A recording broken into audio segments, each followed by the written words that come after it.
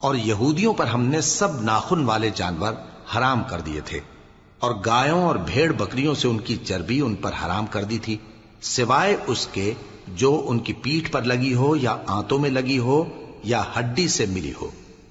یہ سزا ہم نے ان کو ان کی شرارت کے سبب دی تھی، اور ہم یقیناً سچ کہنے والے ہیں۔ اب اگر یہ لوگ تمہاری تکذیب کریں تو اے پیغمبر کہہ دو تمہارا پروردگار بڑی رحمت والا ہے، اور اس کا عذاب بھی گناہگار لوگوں سے نہیں ٹلے گا۔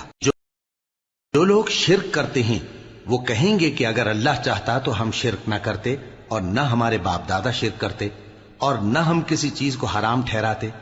اسی طرح ان لوگوں نے تکذیب کی تھی جو ان سے پہلے تھے، یہاں تک کہ ہمارے عذاب کا مزہ چکھ کر رہے۔ کہہ دو کیا تمہارے پاس کوئی سند ہے؟ اگر ہے تو اسے ہمارے سامنے لاؤ۔ تم لوگ تو بس گمان کے پیچھے چلتے اور اٹکل کے تیر چلاتے ہو۔ کہہ دو کہ اللہ ہی کی حجت غالب ہے، پھر اگر وہ چاہتا تو تم سب کو ہدایت دے دیتا۔